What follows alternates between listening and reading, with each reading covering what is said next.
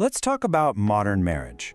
Because if you've ever looked around and thought, wow, this seems really hard, you're not alone. There's this fascinating research from psychologist Eli Finkel and his team that has a powerful name for what's going on: the suffocation of marriage, and it might just change the way you see everything.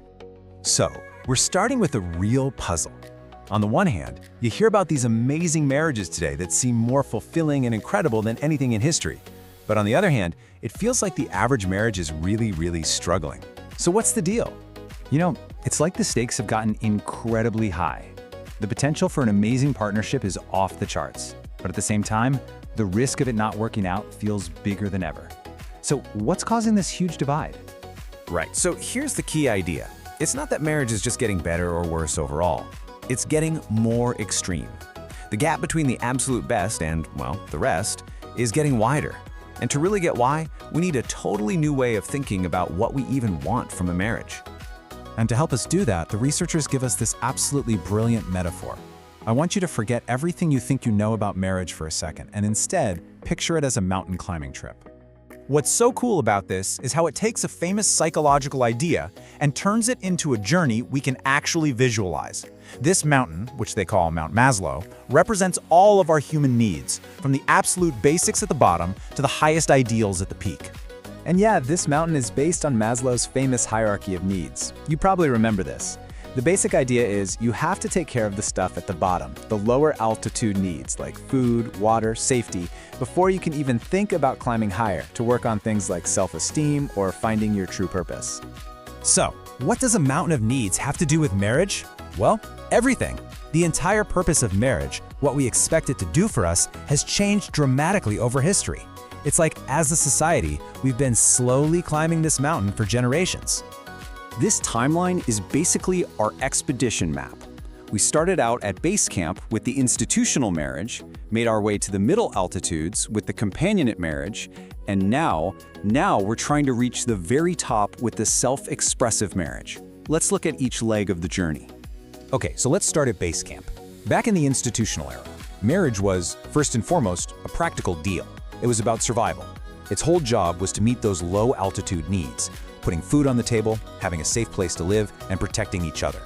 Then, as life got a little more stable and prosperous, we started to climb. In the companionate era, marriage moved up to the middle of the mountain. The focus wasn't just on surviving anymore. It was about love, being close, feeling like you belong. This is when we started thinking of marriage as finding your soulmate, your best friend.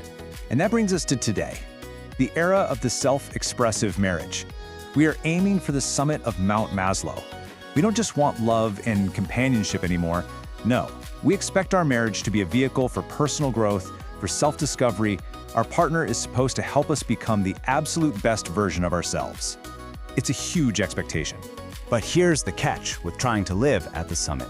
The air is really thin up there. And this is exactly where the idea of suffocation comes from. Now, a lot of people think we just expect more from marriage today, that we've just piled on expectations. But this model points out something way more subtle. It's not that we expect more of everything, it's that we expect different things.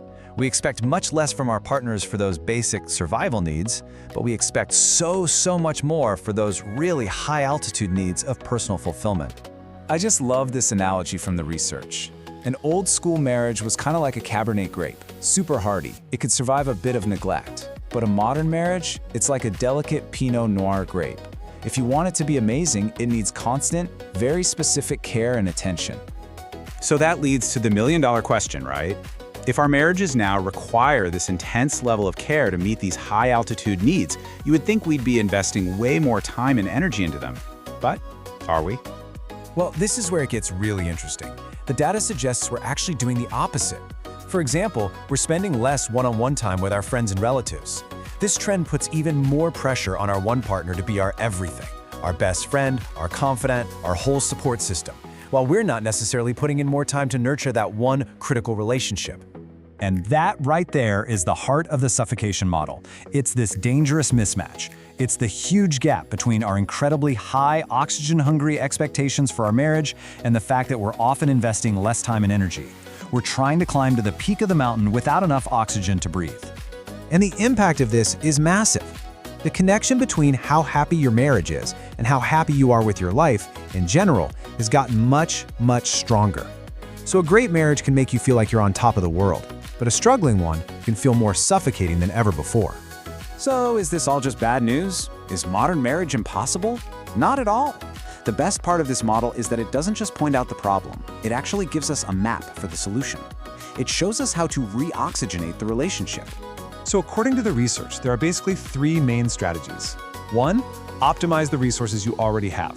Think of these as marriage hacks, like having a dedicated no-phones date night. 2, you can simply choose to invest more. That means consciously dedicating more time and mental energy to your relationship.